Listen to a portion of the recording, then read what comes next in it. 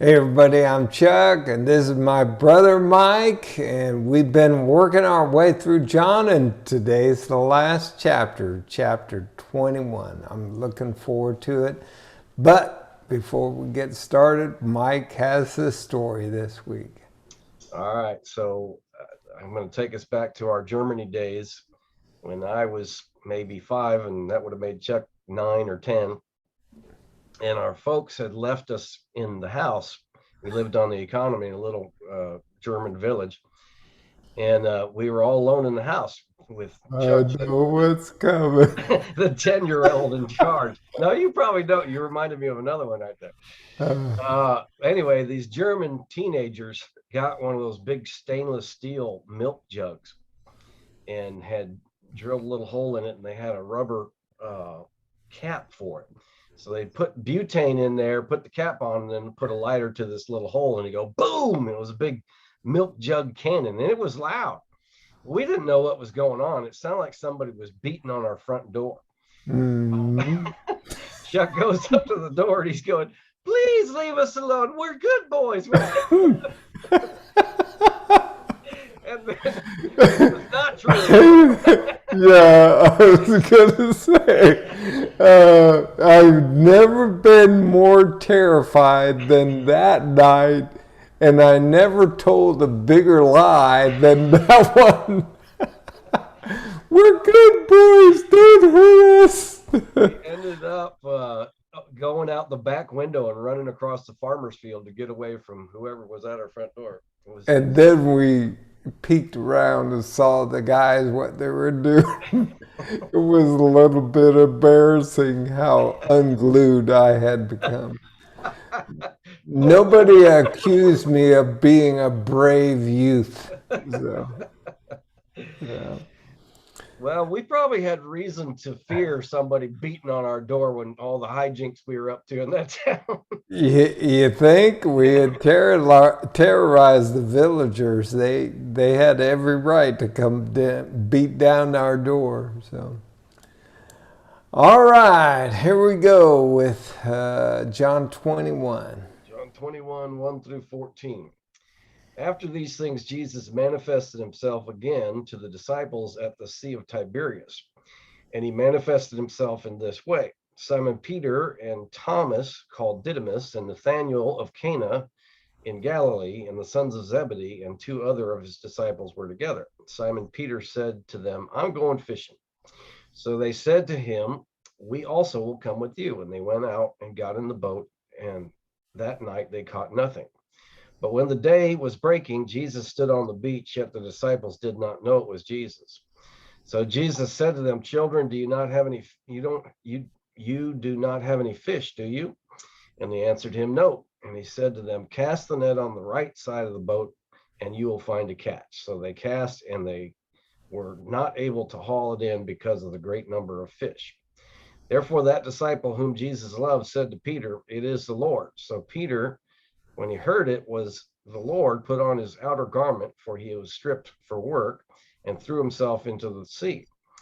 But the other disciples came in a little boat, for they were not far from the land, but about 100 yards away, dragging the net full of fish. So when they got to the land, they saw a charcoal fire already laid, and fish placed on it, and bread. And Jesus said to them, "Bring some of the fish that you just now caught." Simon Peter went up and drew the net to land full of large fish, 153. And although they were so many, the net was not torn. Jesus said to them, "Come and have breakfast." None of the disciples ventured to question him, "Who are you?" knowing it was the Lord. Jesus came and took the bread and gave it to them, and the fish likewise. Now, this is the third time Jesus was manifested to his disciples after he was raised from the dead. All right, so why is John telling this story, writing this epilogue? Yeah, it seemed like the book could have ended in 20, and almost like that was John's intent. And then he said, "Oh, I gotta say what happened to Peter." Hmm. So I think that's his primary reason for including this postscript, is to resolve the Peter issue. Mm, yeah. You I, think, go ahead. I think that I'm so glad that he did too, because if he would have ended where he did, and we didn't get the rest of the story, it might be very discouraging for any of us who have ever failed in ministry. I mean, there's not a whole lot of people out there like me and you who have failed, but Yeah, so with a perfect track record, right? yeah. So, why do you think Peter decides to go fishing? What's behind that?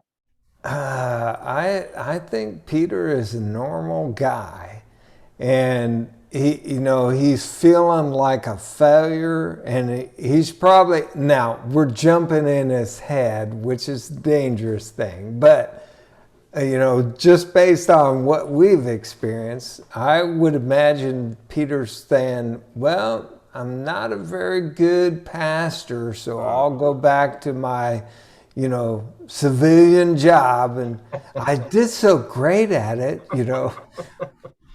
yeah, I think he was really in a state of confusion and didn't even know if he was still qualified to be a disciple. So until Jesus cleared that up, I, you know, might as well fill the time. Yeah. Uh, yeah, so I think that's what he was up to. Yeah. So why does Peter put on his garment before he jumps into the sea? Yeah, normally you would take your garment off, right? You could swim Yeah. better. Yeah. I think it's a sign of respect.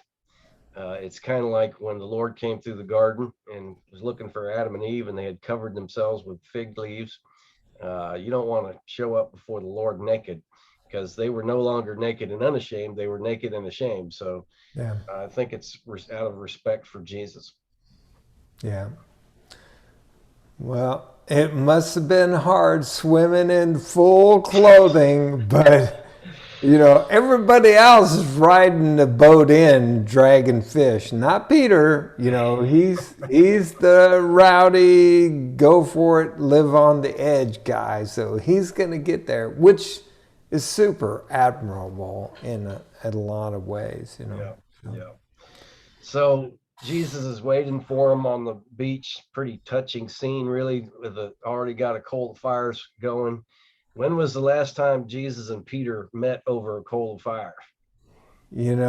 this was a great question because I had never thought about this. I can just imagine Peter walking up and feeling the heat on his face, and then flashback to the courtyard where he had denied Jesus over a fire that they were all warming themselves.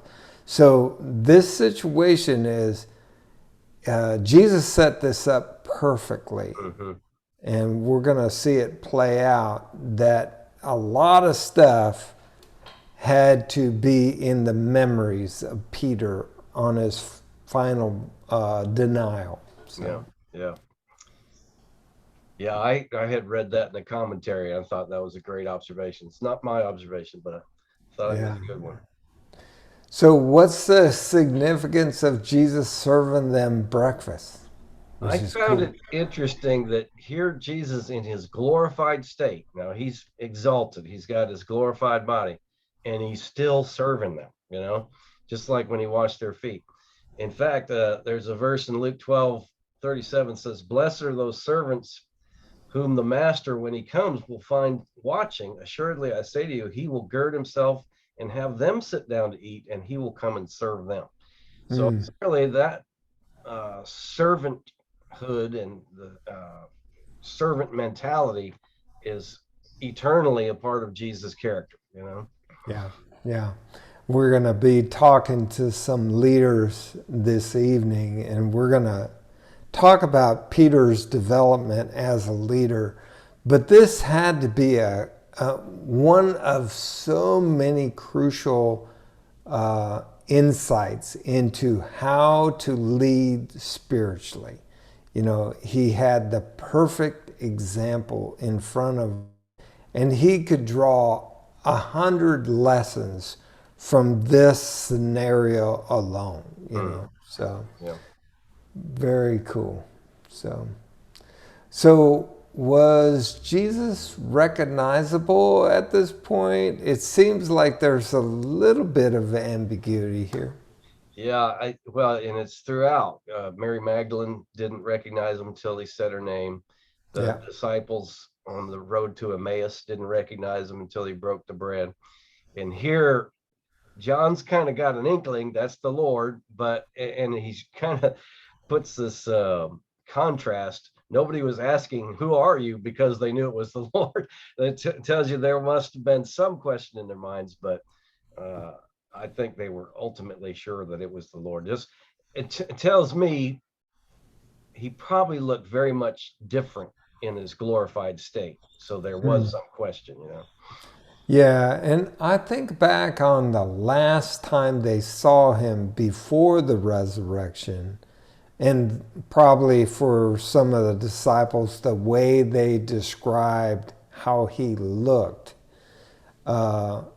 even leading up to the crucifixion, you know, the stress and the, you know, concern, it has to disfigure your countenance.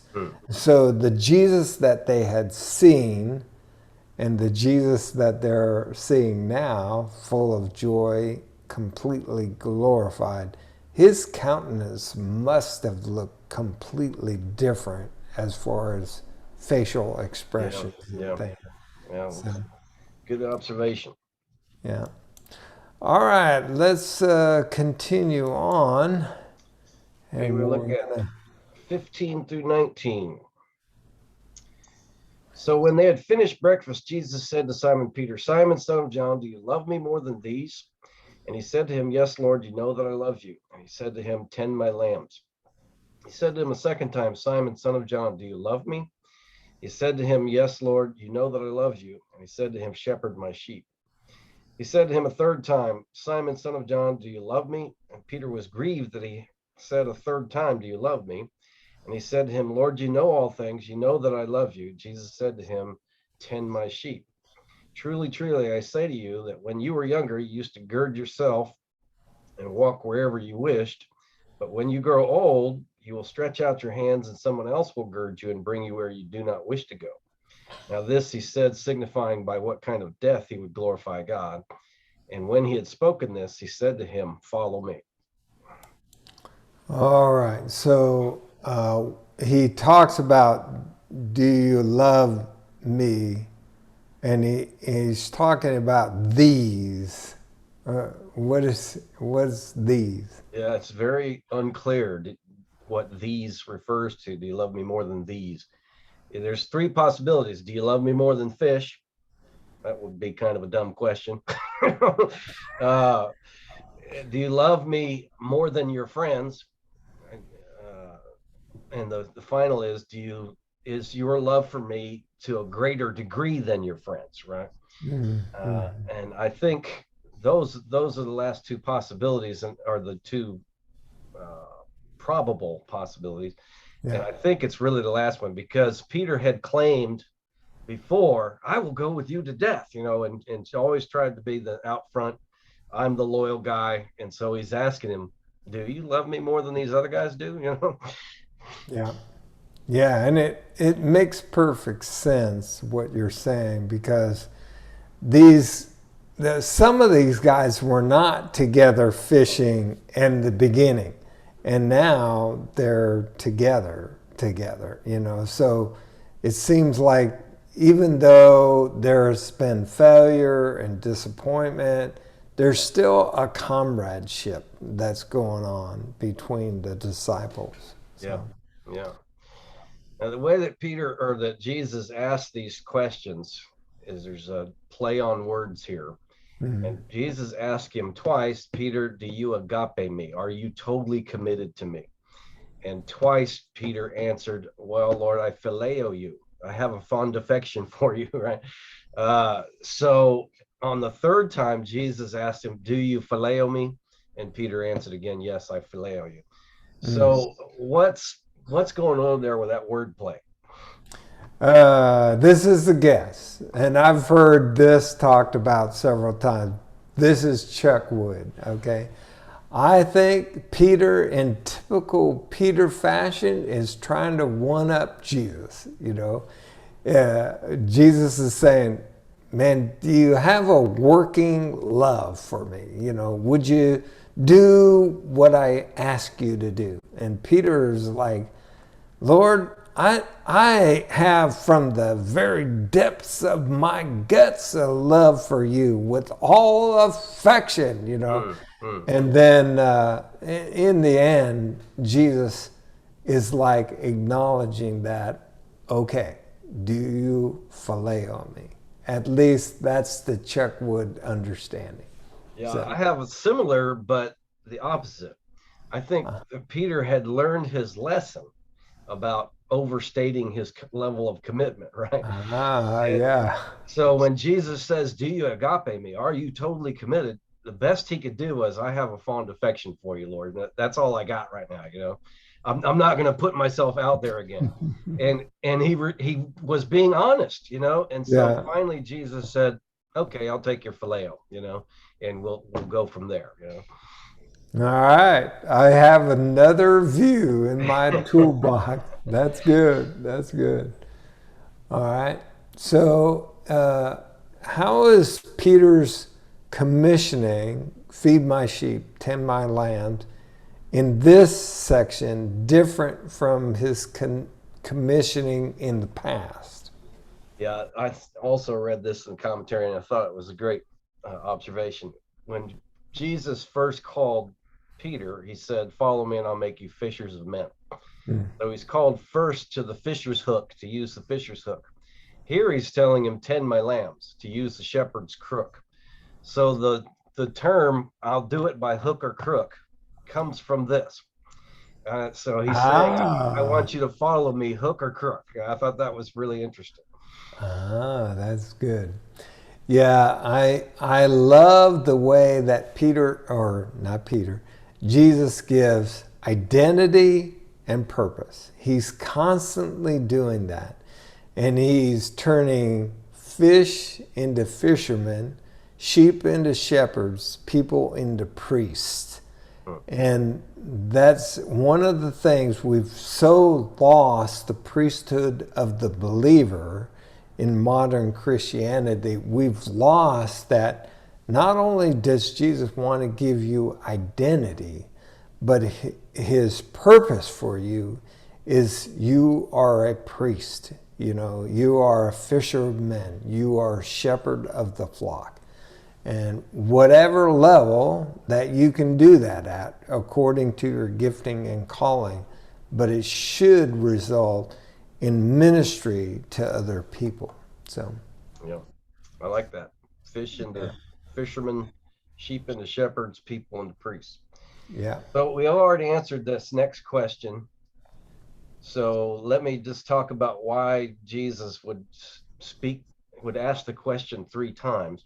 Yeah. Part of it was that they were working through the wordplay there, but I Mhm. think there's significance here in the fact that he denied him three times. So Jesus gives him three opportunities to confess his loyalty, and he's reinstating him as a disciple.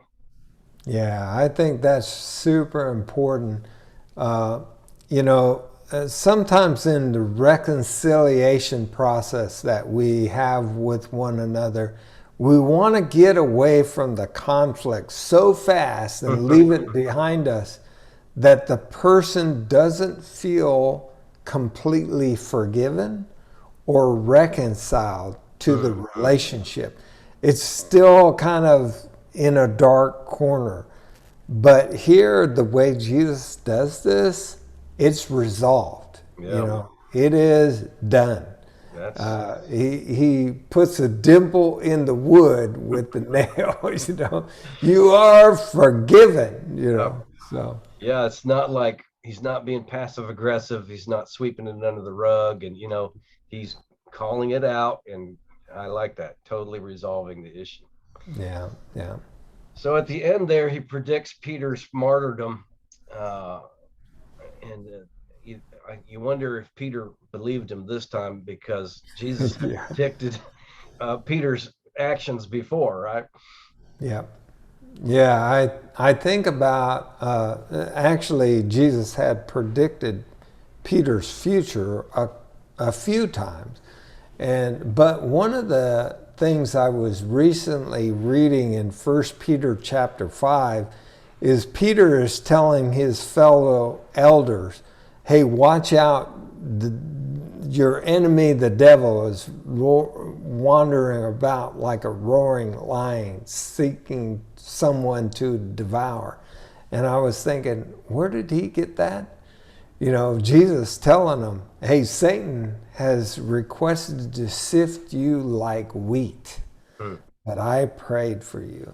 And so here's a case with a few other times that Jesus is telling Peter, "Hey, bro, it ain't gonna go so well." You Yeah, know. yeah, So, yeah. I think Jesus had Peter's full attention at this point. Before he was probably thinking, "No way, I'll never deny you. I'll never, I'm with you to the end." Now he's going, "Yeah, I got it now." yeah. And this is a really good lesson for growing old. Um, you know what Jesus says, "Hey, they're going to take you where you don't want to go, and they'll gird your clothes on."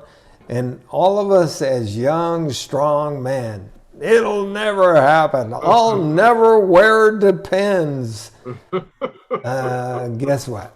You Yeah, know, and that should inform our style of leadership as we lead young men.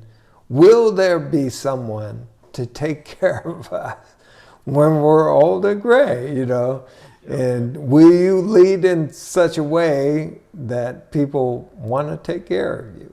Or will you be a despot and they can't wait to get out from underneath you? You know. So, yeah, yeah. all And right. in the end, nobody's in control, right? Nope. All All right, right. 20 to the Here end. we go.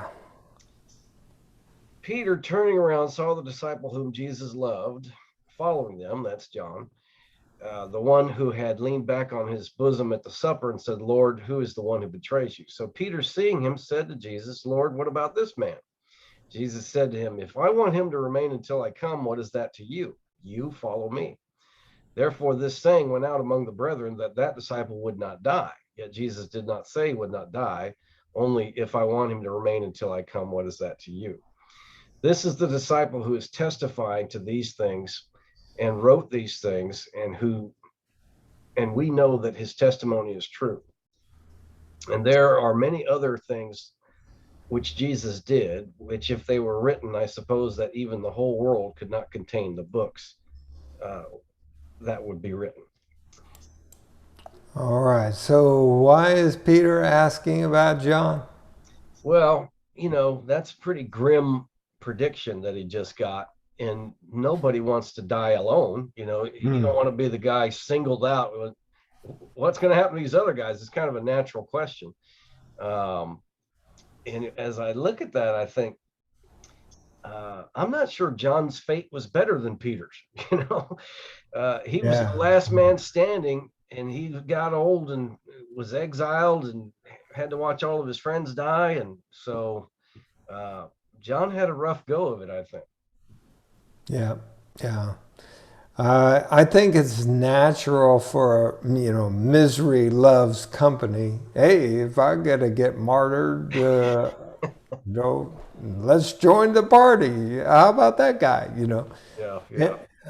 I do think, you know, maybe Peter had a genuine concern for John. It's like, may never be for this great guy. That didn't even occur to me. Me neither, because we kind of know Peter by this point. Yeah, that's right. At least Peter of the gospel. Now, maybe later on, yeah, I could see that. So, So this exchange between Peter, John, and Jesus, what does that tell us about Jesus' plans for each of us? yeah, one of our friends said, God has no grandchildren, you know. He zeroed in on us. And, that can be a scary thing because, hey, we talked about Adam and Eve standing naked. When you realize that God is focused on you, you kind of feel naked. Yeah. Uh, but if you know the God that Jesus is, and we see this passage dripping with mercy, well, then that puts it in a whole different light. He sees me. Hey, forget about everybody else. You stand in my mercy and grace and my light, and I'm focused on you, which blows me away. Yeah. So, Yeah. Yeah. And that, he has a different plan for everybody. And we don't need to be looking at other people and go, I'm going to be the next Billy Graham or whatever. God wants you to be Mike Wood, whatever yeah, that entails, right? Figure it out yeah, and do it. Go yeah. after it. Exactly. So, why does John stay anonymous throughout his whole gospel?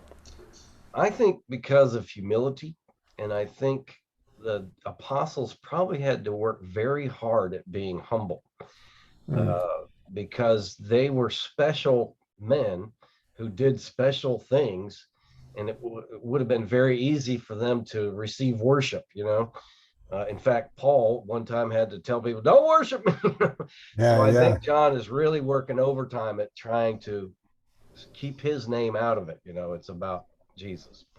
yeah. One of the things, you and I being famous YouTubers, and everybody wants our autograph, but there is a realization when you feel like people are putting you on a pedestal, and you know it, and you know it's wrong. That's the key delineation. Hey, you better look to Jesus. Because number one, I'm going to go from hero to zero by tomorrow in your mind. So just beware of that. But number two, I have a friend, he says, we make lousy gods. And man, I think John was at a point in his life by the time he read this or wrote this, he was like, make no mistake. The only one that needs to be elevated is the Master, Jesus himself. Yeah. And that is a place where we need to get right there. So. All right. Well, that wraps up John. Any final thoughts on the whole gospel?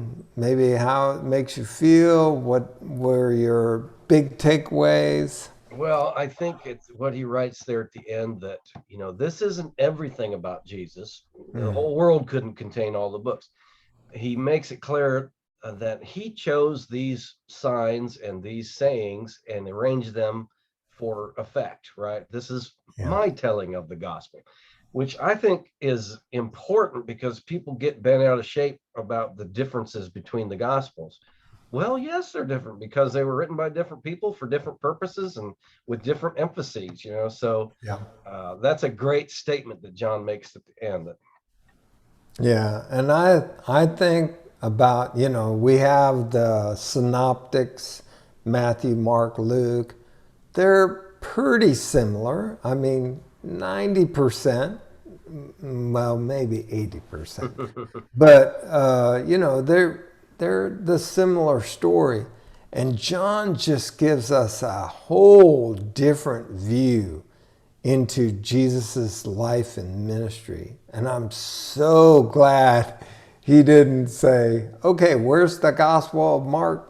Okay, let me copy this down." yeah, And that was the Holy Spirit that did that through John, superintending the scriptures. So right. good. So, how does this chapter make us feel? It brings me back to that submit. like the Lord has an individual purpose for you. It may not look like anything you've seen anywhere else, and you need to submit to it. Uh, I thought of the verse that people like to quote is Jeremiah 29:11. For I know the thoughts I have towards you, says the Lord, thoughts of peace and not evil, to give you a future and a hope. Well, that is spoken, and we quote that like, okay, God's got a wonderful plan for my life. Well, ultimately, yes. But this verse was written to Israel, who had a hard time after God said this, so Yeah. you can't rule out life being very hard, like it was Yeah. for Peter, and I think John too. So, Yeah. Yeah, anybody who's been in ministry and feels like God is going to use them in a particular way, and then gets down the road and God has not used them in a particular way, has really put their faith in the expectations that they had on God versus their faith in God to have your best interests at heart, and all of his promises will come about in his time and in his way. And so, you look at Peter's life, and none of us want to play a rerun of that in our lives, And yet, it's so important that we see this, because a lot of us have had failures and disappointment and disillusionment just like Peter. yeah. And so to me, it's like, I'm like, yes.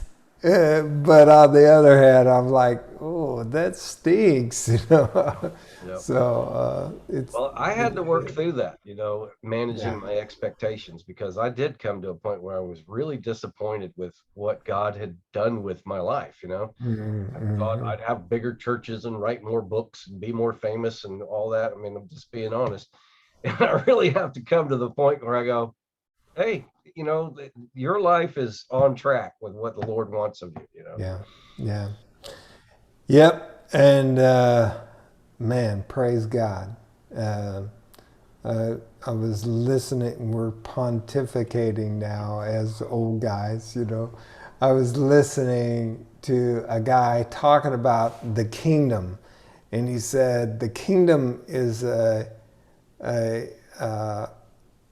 compilation of everyone's contribution, not just one person's big contribution. It's a whole bunch of people living out the kingdom life with their small contributions, and the sum of those contributions is what we really see, not one guy's big ministry or whatever. So anyways, so Yeah, hey.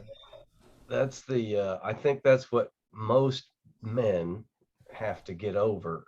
What they want to do is compete, but what Yeah. God is asking them to do is contribute. It's nowhere Yeah. near as fun or glorious to contribute. Yeah.